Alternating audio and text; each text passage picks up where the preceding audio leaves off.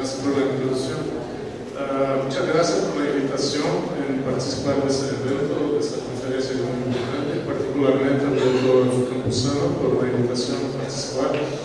Lo que me gustaría presentar aquí para ustedes, la presentación por acaso está en inglés, porque no me dio tiempo de traducirlo, pero voy a hablar en español, en español rústico.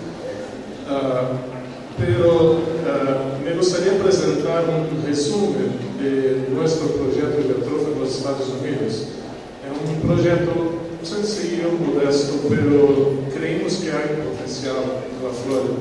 Y claro, yo tengo la iniciativa de intentar hacer todo de una vez, pero nosotros no podemos cubrir todo. Por ejemplo, hay presentaciones aquí que son buenísimas, que están haciendo trabajos muy buenos. Entonces, quiero principalmente proyectar o porquê del interés de la Atrofa en los Estados Unidos, particularmente en la Florida. Primero, me gustaría presentar esto porque percebemos que hay un interés por biocombustibles, por razones obvias que ya fueron discutidas, pero la producción ha triplicado entre los años 2000 y 2007. Que ya demuestra esta demanda por biocombustible. Pero el 90% de la producción global está concentrada en los Estados Unidos, prácticamente con el etanol, Brasil y Europa. Y los otros países tienen su participación también. Pero si hoy necesitamos poner solamente 15% de la área de cropping area, la área de cultivo, para reponer 15% de los combustibles para el transporte de los Estados Unidos, es una tabla que le muestra por cultura cuánto necesitaríamos de tierra, ¿no? Necesario. Y claro, cuando uno piensa en maíz, soja, canola, esos son cultivos que ya fueron discutidos en la cuestión de estamos trabajando con alimentos. Pero ya Atrofa está como que en el medio aquí. Entonces hay un interés, un potencial de utilizar Atrofa para eso. En términos de producción también, Atrofa está como en el medio, claro, no se compara con el aceite de la palmera, pero una producción relativamente interesante. Claro que esta productividad es una productividad mediana, una compilación de toda la información que tenemos del mundo, ¿no? Y muchas veces eso no se pasa, como ya dije en algún ejemplo. Pero entonces, claro, la otra cosa es que nosotros ya sabemos bien eso, que la Atrofa no es solamente el biodiesel, pero toda la utilización de los subproductos, o byproducts, que hay ciertos estudios que hacen relatan que puede ser más profitable, uno puede hacer más plata con los subproductos do que con el propio combustible, pero la combinación de todo puede ser algo interesante. Y Atrofa sí ofrece la utilización de todos estos subproductos. Bien, ¿por qué Florida? El potencial para Florida, sí, como nosotros ya sabemos, es una planta que crece muy rápido, una planta perenne. La cuestión de no ser una planta que compite con alimentos, particularmente en Florida, porque hay tierras en Florida que son no utilizadas para alimentos, entonces ahí se abre un potencial para cultivar Atrofa en estas tierras particulares. La tolerancia seca, porque principalmente en el sur de Florida, yo voy a mostrar que tenemos un periodo muy largo de sequía, entonces eso puede ser interesante. La adaptación a varias condiciones del suelo. Nuestro suelo en el sur de Florida prácticamente no es un suelo, es roca. Y percebemos que la Atrofa se da muy bien, pero habíamos testado en otros suelos y se va muy bien también. Entonces, eso es de interés porque podemos utilizar ciertas tierras marginales que existen en Florida hoy y no son tierras agrícolas. En términos de los inputs, por ejemplo, nosotros sabemos, comparado con ciertas culturas, que Atrofa no necesita tanto fertilizante y agua, a pesar que hay estudios que demuestran que necesita mucha agua. particularmente para nosotros, nuestros estudios hasta el momento han demostrado que no necesita tanta agua. Pero continuamos los estudios porque todavía no concluimos. Estos son estudios que iniciaron hace poco tiempo, estamos simplemente hace 3 años trabajando con el trófono. Y claro, pero lo más importante es que sabemos que las características de la calidad del aceite es muy buena. El potencial para utilizar como biodiesel de alta calidad y también como jet fuels. Específicamente para Florida, esos son los problemas, que algo tal vez diferente que ustedes enfrentan aquí. La sensitividad al frío. La planta se pone muy sensible al frío, como sabemos, y en varias partes de los Estados Unidos que hay gente que ha intentado cultivar jatropha en gran escala, la cosa no fue bien. Hasta en plots de investigación que yo conozco. Hay también la sensitividad al exceso de agua. Cuando uno tiene una tabla de agua por 2-3 días, la planta no responde bien a una podridón de la base. La cuestión del florecimiento, que vamos a discutir aquí el viernes, la cuestión de la cosecha. La cosecha, claro, dependiendo del sistema de producción, el sistema en menor escala, la cosecha anual es mejor, porque ahí tiene la cuestión de sostenibilidad y generación de trabajo, que es muy importante. Para los Estados Unidos, o entonces para áreas que son de más larga escala, la cosecha mecánica es muy importante. Y hay ciertos desarrollos en esta área. La toxicidad es una cosa que yo puse una interrogación porque, sí, tenemos el problema de la porcina en la semilla, el forbo esters, en las hojas, y sabemos que existen variedades no tóxicas. Estas variedades que particularmente de México, yo garantizo porque yo he comido como que 8 semillas y estoy aquí para comprar.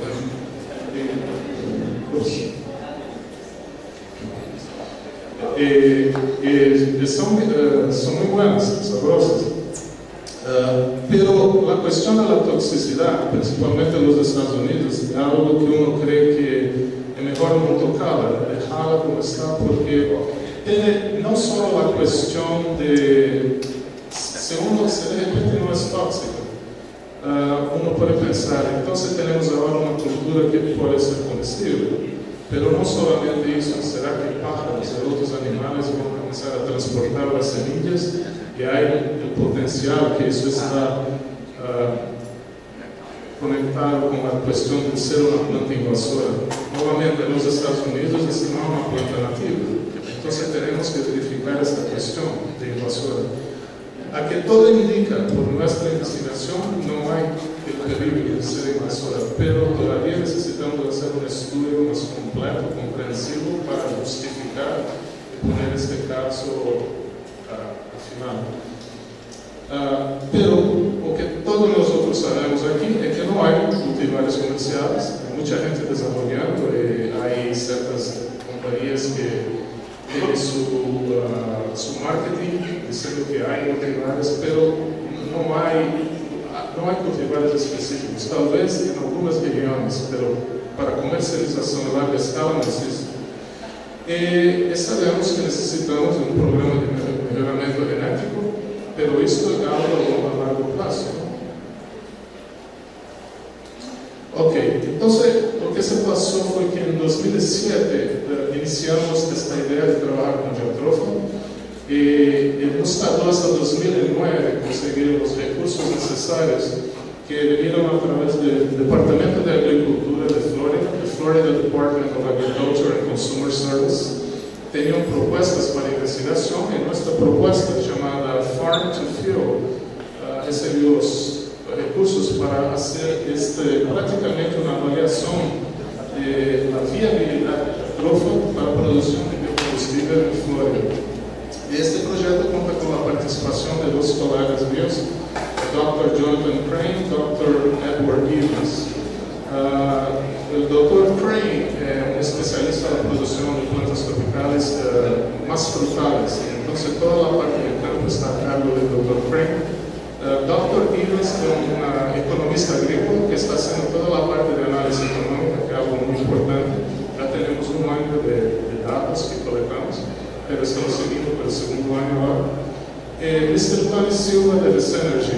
Vesenergy é uma companhia que nos deu certos recursos como matching funds para esta proposta, para esta investigação.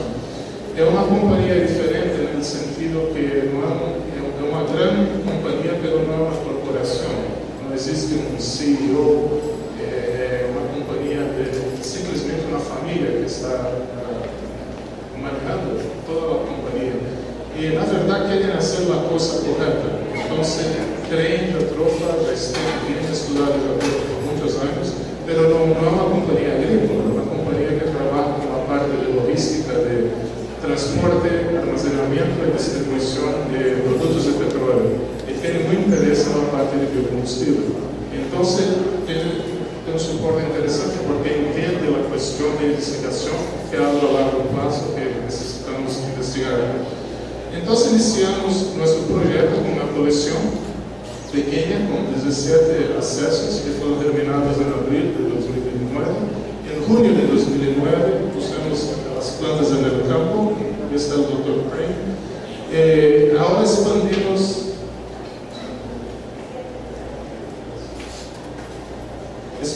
agora em agosto com 23 novos acessos. Os objetivos desse trabalho: fazer um acesso da viabilidade da Trofa, ver se a Trofa pode ser uma grande cultura para a bioenergia, particularmente sobre as condições de Flórida, do sul de Flórida. A adaptabilidade da Trofa em termos de suelos, nossos suelos são altamente calcários, o pH é bem alto, com 7, 7,5. E identificar acessos que têm melhor produção de semillas, melhor conteúdo de azeite, também uma certa tolerância a insetos, enfermidades, assim como principalmente a tolerância ao frio, que isso é muito importante para nós. A tolerância ao frio é por isso. Estas são a média de temperatura nos últimos 10 anos, ou não os últimos, de 60 a 1990. As temperaturas em Flórida às vezes caem muito. Temos as frosts, geladas.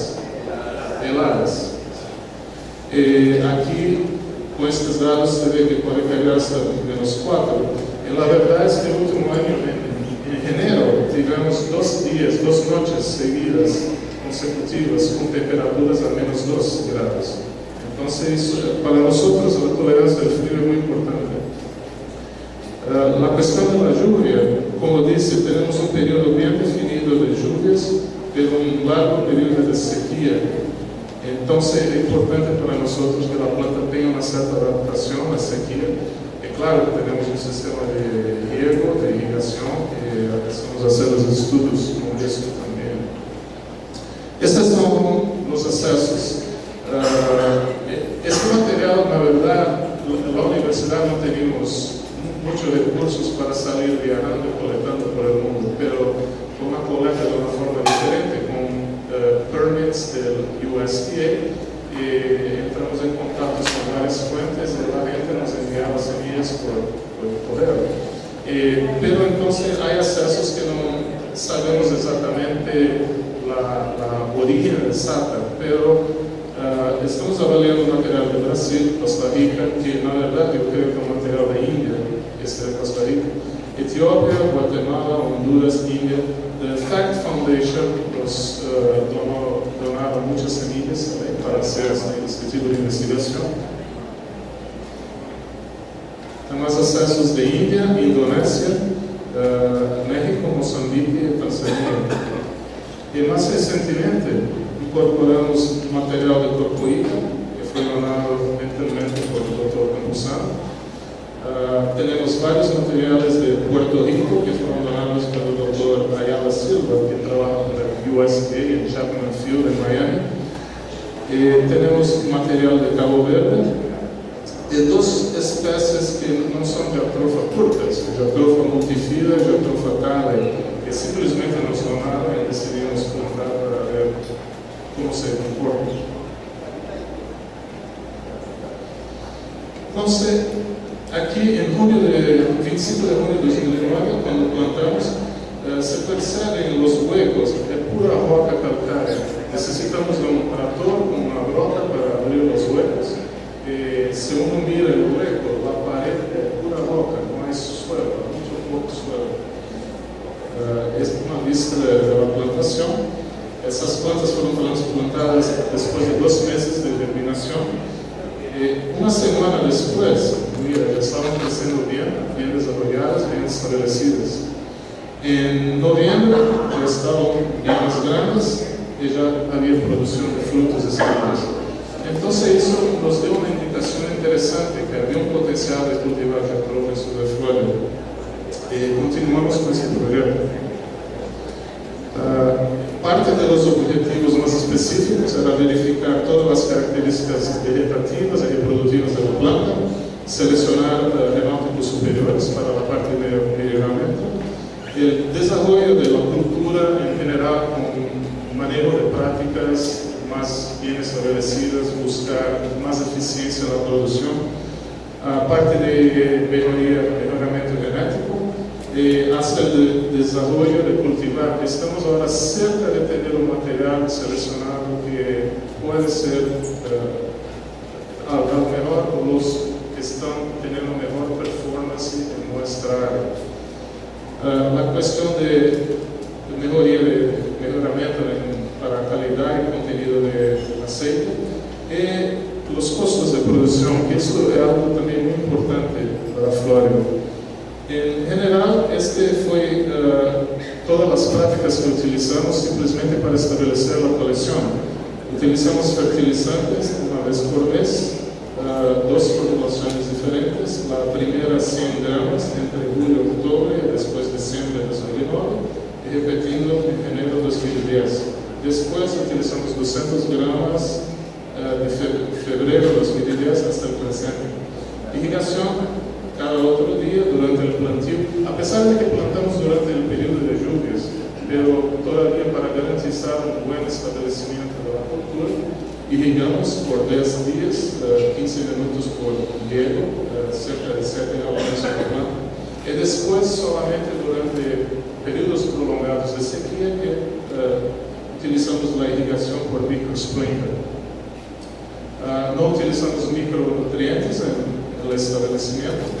Não estamos na poda, porque a ideia com a coleção era deixar a planta crescer naturalmente, para ver o crescimento natural de sua habitat e como se comportava. Isso foi por os primeiros 22 meses. Em abril, decidimos fazer a poda com cerca de 1,5 metro, porque as plantas estavam se quedando muito grandes e estava difícil manejar e coletar informação. Isto não é uma produção comercial, é simplesmente para investigação. Então, a coleta de dados e informações é muito importante para nós. Não aplicamos inseticidas ou fungicidas, porque a ideia é verificar quais são as plagas, quais são os insetos, quais são as enfermidades que podem ser problemáticas para o sul da Flórida. A única coisa que fizemos foi controlar as hierbas malas, ou com o corte mecânico ou com herbicida, porque isso sim, principalmente durante o período de lluvia, as matas que crescem muito rápido.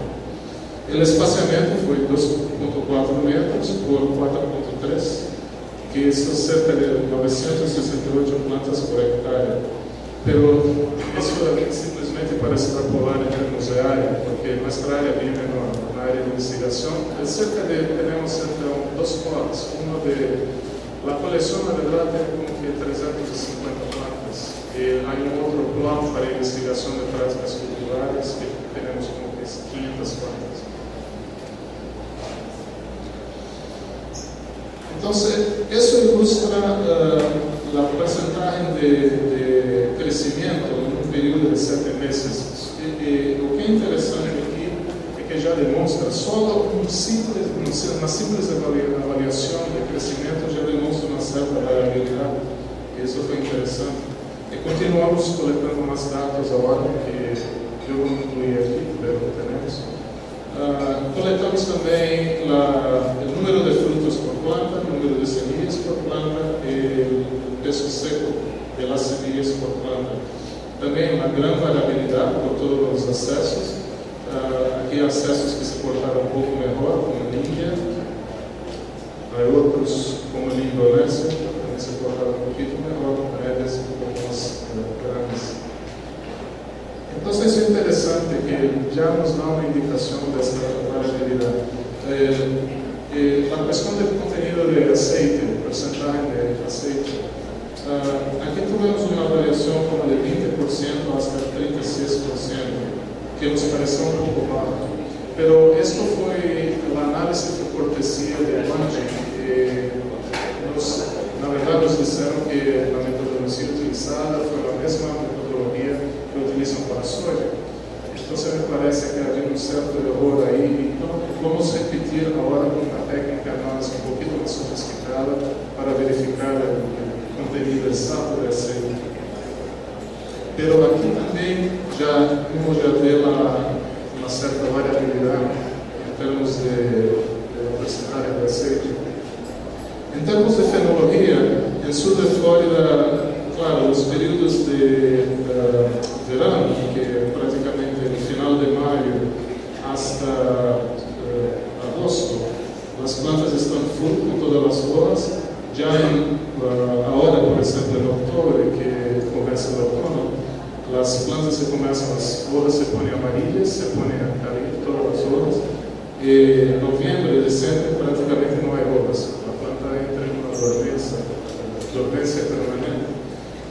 No es hasta marzo que las primeras gemas observamos, dependiendo de la temperatura. En el abril se comienzan a poner las hojas nuevamente. Entonces es un ciclo interesante en Florida, porque contrario como Centroamérica, donde las plantas están siempre verdes, pero es interesante cómo responde. También responde particularmente el sur de Florida por la cuestión de la agua, que el periodo de invierno coincide también con el periodo de sequía. Otra cosa que observamos es el tipo de crecimiento. Yo tenía un gráfico aquí, pero esto. Esa fue una identificación primaria que tuvimos diferentes tipos de crecimiento, un tipo más erecto, otro semiabierto y otro bien abierto. También indica una cierta variabilidad en el hábito de crecimiento de la planta. En términos de tolerancia al frío, teníamos unos ratings para decir, ok, cuánto ciertos accesos toleran el frío en relación a los otros.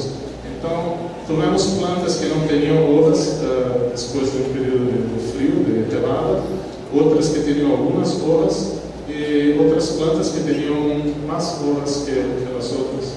Entonces es interesante también que demuestra un cierto nivel de tolerancia de las plantas.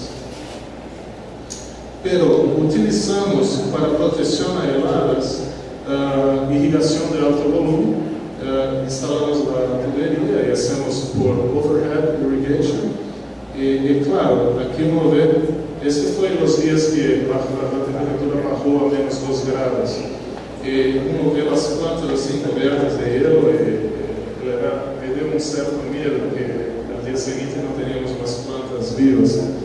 Pero interesante de eso, que hicimos la protección, aquí está la planta cubierta de hielo, estos 2 días después se recuperaron perfectamente. Hay un cierto, no hay muchos problemas, pero había plantas, claro, que sufrieron un poquito más, entonces hay un diferencial de la tolerancia. Pero es interesante que todos se recuperaron, no perdemos una planta, que es algo también interesante. En términos de enfermedades de insectos, identificamos algunos insectos como mite ácaro, ¿no? El ácaro, snail, que es un caracol. Pero la subsidia es interesante, uno ve el tronco del árbol con los caracoles, pero no parecen estar haciendo daño. No sé, algo interesante. En términos de enfermedades, identificamos Fusarium. Este fue lo peor, pero perdemos solo una planta hasta el momento. Las otras plantas no tienen síntomas. Y claro, el leaf rust, que tiene las manchitas en las hojas, y otros tipos de enfermedades que identificamos. Pero hasta el momento no identificamos ninguna enfermedad que haya causado el total declínio de la planta, con excepción del stem rot, que es hay destruido una planta solamente. Pero las otras enfermedades no parecen afectar a la planta a nivel de destruir totalmente, matar totalmente la planta. Entonces es algo interesante. Esto ahora en agosto, yo saqué esta foto unos días, un poco antes de venir algunos meses, ¿no? Las plantas se ven bien, están bien saludables, siguen produciendo bien. Tenemos colaboración con la gente trabajando y colectando información, porque seguimos colectando las informaciones y hacemos un poco más de trabajo. Otra parte, que es la parte más de mi especialidad, es la propagación clonal, utilizando técnicas de cultivo de tejido, propagación in vitro. Desarrollamos sistemas para producción de embriones somáticos, un proceso muy interesante, produce muchos embriones y estamos regenerando las plantas ahorita. Estamos trabajando con marcadores moleculares para caracterizar la colección, la variabilidad de la colección, pero también con RNA para investigar la parte de expresión genética. Hicimos un secuenciamiento y ahora estamos interesados en la expresión genética, particularmente buscando ciertos genes, como genes para aumentar la producción de aceite, la semilla, la tolerancia al frío y nuevamente la toxicidad que puede no ser algo de interés. En términos de la genética, contratamos con otra universidad y hicimos la secuencia de transcriptón con 700 millones de pares de base que obtenemos y cerca de más de 100.000 genes identificados. Entonces es interesante porque tenemos ahora un banco de datos bien interesante para trabajar con toda esta parte genética. Ya identificamos varios genes que están responsables por la respuesta al frío. Hay genes también, muchos genes responsables por respuesta al florecimiento, producción de aceite, lipídios, etc. Estamos ahora desarrollando los microarray chips para hacer la parte de expresión genética y principalmente la parte de expresión genética tiene a ver con un proyecto que hicimos con la NASA, que comento en un minuto. Estamos también trabajando con la parte de transformación genética. Hay un estudiante de posgrado, doctorado, Wenlan Tian, de China, que está trabajando con protocolos para transformación genética buscando la tolerancia al frío también. Sería una forma alternativa de buscar esa tolerancia. Entonces todo eso, la idea es intentar acelerar el mejoramiento genético de Jatropha, pero por lo menos para nosotros. En relación a la NASA, esa fue una idea que en 2007 yo fui invitado a desarrollar un experimento para demostrar el crecimiento diferenciado de células no diferenciadas de plantas en órbita.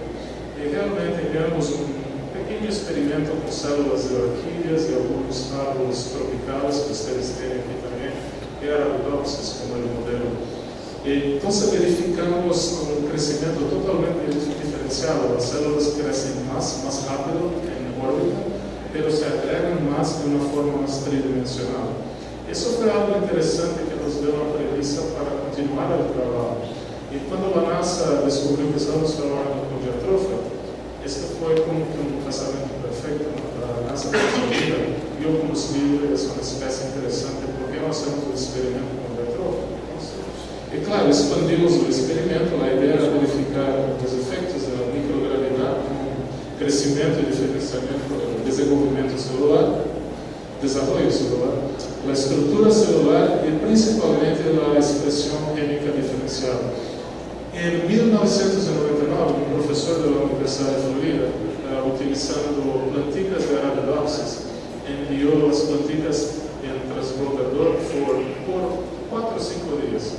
Cuando regresó, verificó la expresión génica, expresión genética, y verificó que había un diferencial de 80 veces había muchísimos genes que se comportaban completamente diferente en microgravidad.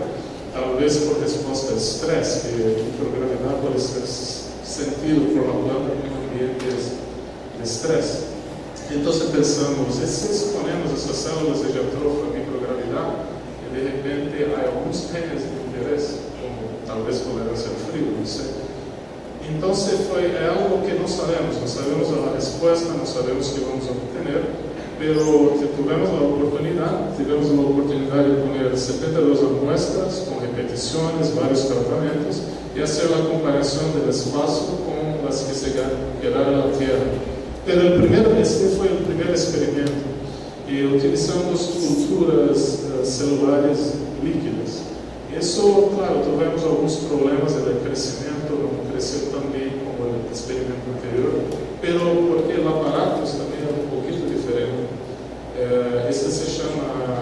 Cilindro se chama GAP, Group Activation Pack, e dentro deste cilindro há vários tubitos, 8 tubitos que carregam as células. E muitas vezes há duas câmaras aqui é onde estão as células e aqui injeta um preservativo, que antes das células regressarem, podemos preservar as células para hacer os estudos de microscopia, estudo de expressão genética. Pero este sistema, sim, hacemos a avaliação, estamos agora haciendo a parte genética, pero não se mostrou tão bueno. Então decidimos continuar o trabalho. Em maio de 2010 e depois março de 2011, repetimos o experimento, desta vez utilizando placas de Petri, com culturas em meio de cultivo semissólido. E aí tivemos respostas muito interessantes. Novamente, 86 amostras, novos tratamentos com diferentes plantas e condições de cultura, e as respostas foram bueníssimas. Tivemos a regeneração, na verdade, de muitos embriões somáticos em ordem. E podemos preservar essas células também para ser a parte da expressão genética. Então, isso foi bastante interessante. Claro, é sempre divertido estar aí quando retorna o transbordador e recuperar sua muestra, mas esta é uma cerca que pode chegar para a polícia onde chegamos. Em julho, finalmente, com o último transbordador do programa espacial, tivemos o último experimento e este foi o mais curto, se quedou 12 dias em órbita, mas solamente no transbordador Atlantis. Os outros se quedaram na estação espacial, desde 60 dias hasta uno que por acidente se quedou quase 300 dias. E todavía as células regressaram vivas depois de 300 dias. Então isso também foi algo interessante. Então, a ideia aqui é fazer uma comparação do crescimento celular no espaço e o crescimento celular na Terra e ver se há diferencial genético que pode talvez auxiliar no melhoramento genético de Jatropha. Uns dizem que é long shot, mas não importa, é interessante, uno tem que fazer para descobrir, não? Então, estamos descobrindo coisas novas. De regresso ao nosso projeto, continuamos com o acesso econômico à produção, que isso é muito importante. Temos que aprender exatamente quanto custa produzir Jatropha, ser profitable, não? Rentável.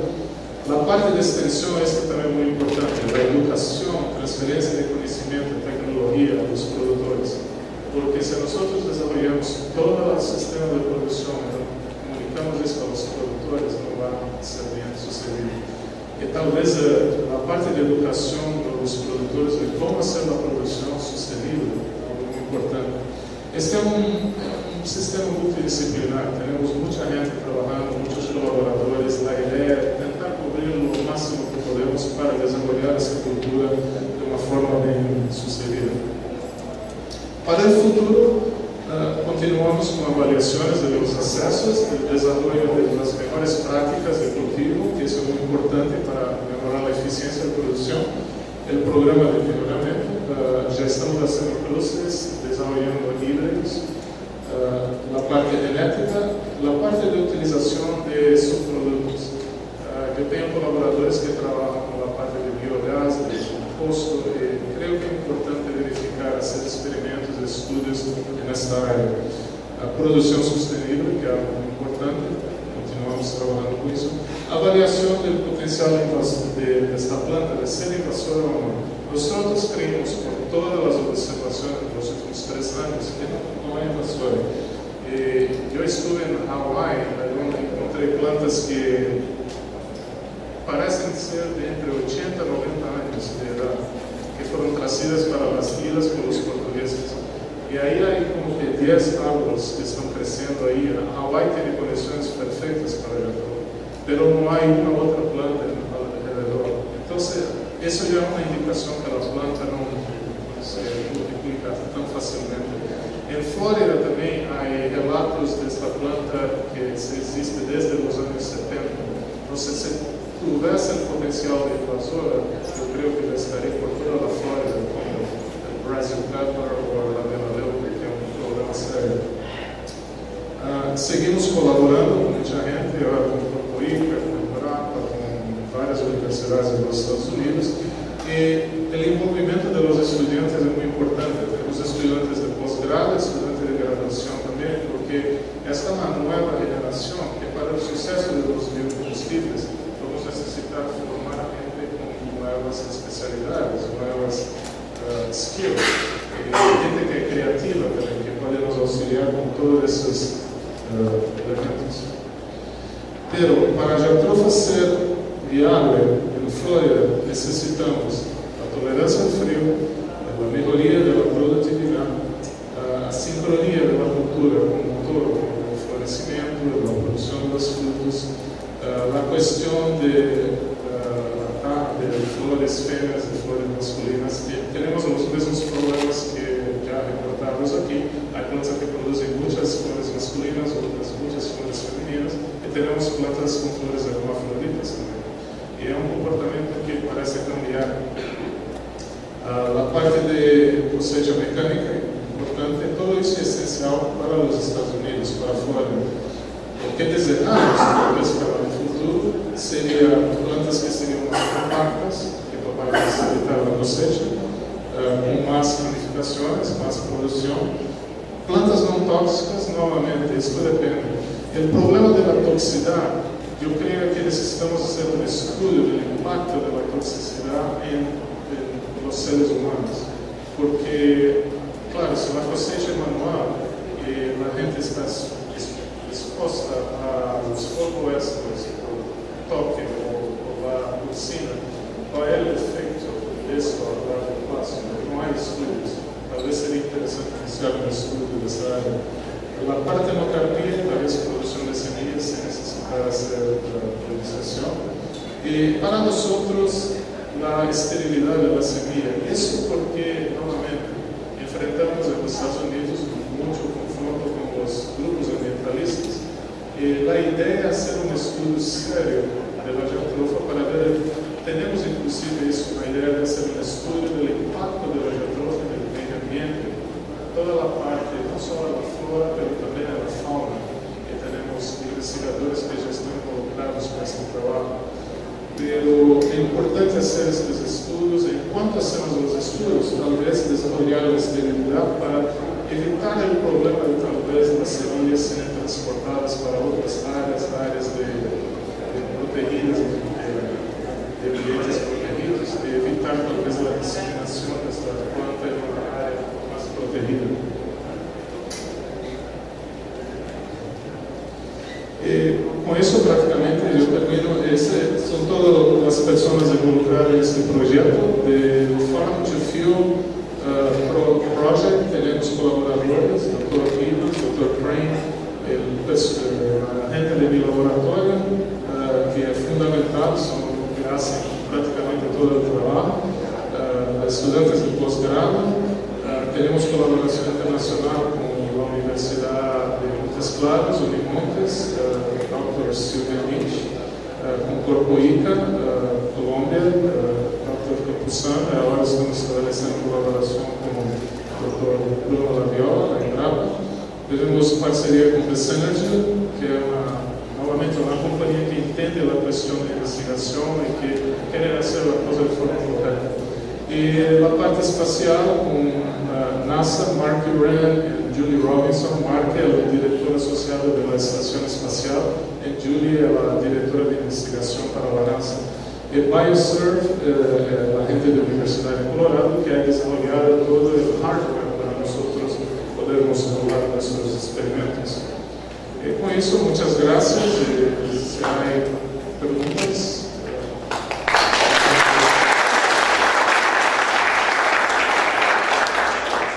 Muchas gracias, Eduardo.